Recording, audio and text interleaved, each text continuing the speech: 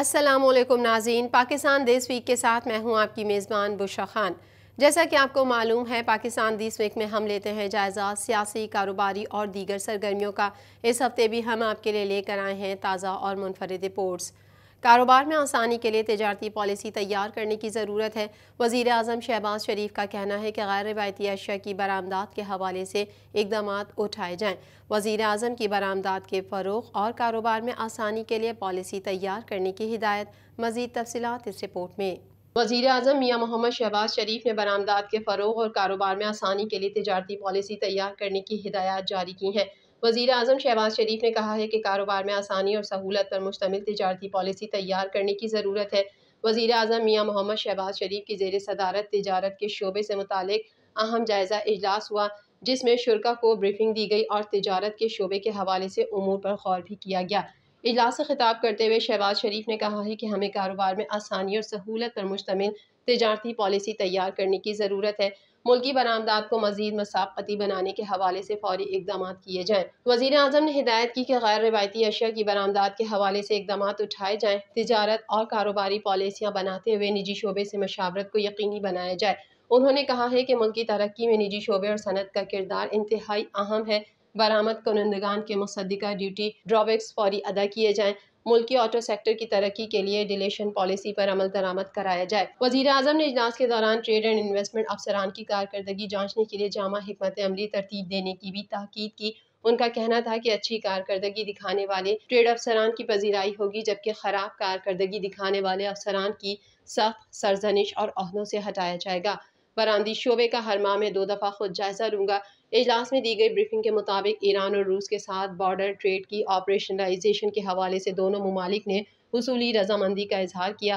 آذربائیجان اور افغانستان کے ساتھ پریفرنشل تجارتی معاہدے کے حوالے سے اسٹیک ہولڈرز کے ساتھ مشاورت کی جا رہی ہے۔ نئے اسٹریٹجک ٹریڈ پالیسی کے حوالے سے ضروری مشاورت بھی جاری ہے۔ کئی ماہ سے فلسطینیوں پر اسرائیل بم برسا رہا ہے۔ ترجمان دفتر خارجہ کا کہنا ہے کہ بشام حملے میں دہشت گردوں کے تانے بانے افغانستان سے ملتے ہیں۔ تفصیلی انٹیلیجنس ڈیٹا موصول ہونے پر افغانستان کے ساتھ معاملہ اٹھائیں گے۔ ہفتہ وار پریس بریفنگ کی مزید تفصیلات اس رپورٹ میں۔ ترجمان دفتر خارجہ ممتاز زہرا بلوچ نے کہا ہے کہ کئی ماہ سے فلسطینیوں پر اسرائیل بم برسا رہا ہے۔ فلسطینیوں پر ظلم ختم ہونا چاہیے۔ ترجمان نے کہا ازبکستان کے وزیر خارجہ پاکستان کے دورے پر آئے، وہ آج صدر مملکت سے ملاقات کریں گے۔ ازبک وزیر خارجہ عسکری قیادت سے بھی ملاقات کریں گے۔ انہوں نے کہا کہ قطر کے وزیر مملکت کل پاکستان پہنچے ہیں۔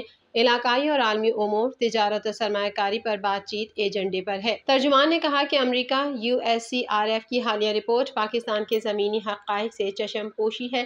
یہ طریقہ کار مزید بہتر ہو سکتا ہے اگر اس میں دوہرے معیارات کو مد نظر نہ رکھا جائے۔ ترجمان دفتر خارجہ ممتاز زہرا بلوچ نے میڈیا کو ہفتہ وار بریفنگ کے دوران کہا کہ بین الاقوامی تنظیموں کو فلسطین پر جاری بربریت کے خلاف ایکشن لینا چاہیے۔ انہوں نے کہا کہ غزہ میں بچوں اور خواتین کو بھی نشانہ بنایا جا رہا ہے۔ پاکستان نے عالمی سطح پر غزہ میں جاری مظالم کی مذمت کی۔ اسرائیلی آباد کاروں کے غزہ میں امدادی کارروائی پر حملے کی پاکستان مذمت کرتا ہے۔ انہوں نے غزہ کا محاصرہ کر رکھا ہے اور عوام کو قحط میں دھکیل دیا ہے۔ انہوں نے کہا کہ کشمیر سے متعلق OIC کی رپورٹ کا پاکستان خیر مقدم کرتا ہے۔ انصاف دلانے کے لیے پاکستان کشمیریوں کے ساتھ کھڑا ہے۔ ترجمان نے کہا کہ پاکستان OIC کی جانب سے مقبوضہ کشمیر پر موقف کی توثیق کو سراہتا ہے۔ اجلاس نے بھارت کو 5 اگست 2019 کے یک طرفہ اقدامات واپس لینے کا مطالبہ کیا۔ کچھ طاقتیں بلوچستان اور ملک میں استحکام نہیں چاہتیں۔ صدر آصف علی زرداری کا کہنا ہے کہ سرحدی علاقوں کی عوام کے روزگار کے لیے مؤثر حکمت عملی اپنائی جائے۔ قانون نافذ کرنے والے ادارے دہشت گردی کے خلاف کارروائیاں جاری رکھیں۔ مزید جانیں گے اس رپورٹ میں۔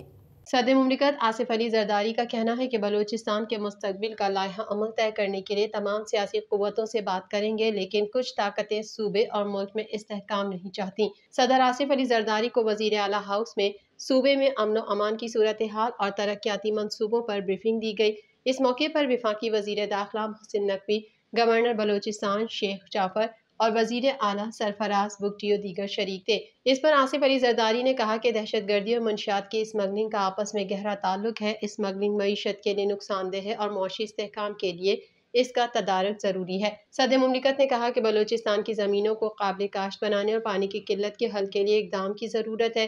زمینوں کے لیے وسطی ایشیا سے پانی کی ترسیل اور سیلابی ڈیمز کی تعمیر کی ضرورت ہے۔ انہوں نے کہا کہ سرحدی علاقوں کی عوام کے روزگار کے لیے مؤثر حکمت عملی اپنائی جائے، قانون نافذ کرنے والے ادارے دہشت گردی کے خلاف کارروائیاں جاری رکھیں۔ اجلاس میں دہشت گردی کے خلاف متفقہ قومی بیانیہ اپنانے کے لیے مشاورت شروع کرنے کا فیصلہ کیا گیا۔ صدر مملکت نے کہا کہ بلوچستان کی پسماندگی اور عوام کی معاشی کمزوریوں کا مکمل ادراک ہے۔ انہوں نے کہا کہ نرسنگ سمیت مختلف شعبوں میں نوجوانوں کی تربیت کے لیے سندھ کے نظام کو کاپی کیا جا سکتا ہے۔ بلوچستان کے تکنیکی طور پر ہنرمند نوجوانوں کی بیرون ملک نوکریوں کے لیے اقدامات کیے جائیں۔ نوجوانوں کی نوکریوں کے لیے وزارت خارجہ کے ذریعے مختلف ممالک سے تعاون حاصل کیا جائے۔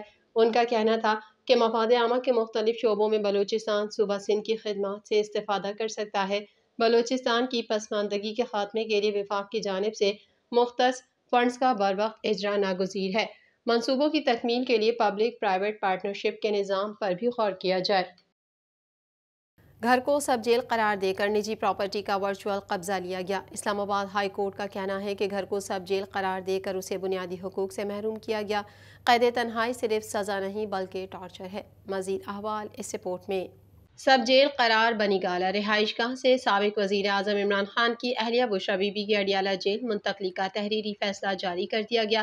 اسلام آباد ہائی کورٹ کے جسٹس گل حسن اورنگزیب نے 15 صفحات پر مشتمل فیصلہ جاری کر دیا۔ اسلام آباد ہائی کورٹ نے تحریری فیصلے میں کہا کہ پٹیشنر کے مطابق وہ چاہتی ہیں انہیں جیل میں رکھا جائے تاکہ تنہائی دور ہو۔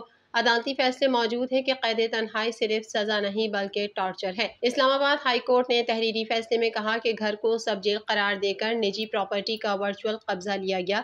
مالک کی اجازت کے بغیر گھر کو سب جیل قرار دے کر اسے بنیادی حقوق سے محروم کیا گیا۔ بشریٰ بی بی کے وکیل عثمان ریاض گل کا میڈیا سے گفتگو میں کہنا تھا کہ بشریٰ بی بی کو توشہ خانہ کیس میں سزا سنائی گئی۔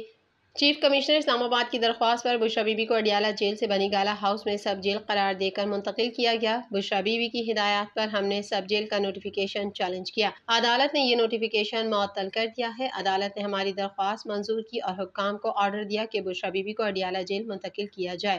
خبروں کے سلسلے کو مزید آگے بڑھائیں گے مگر یہاں وقت ہوا ہے ایک بریک کا۔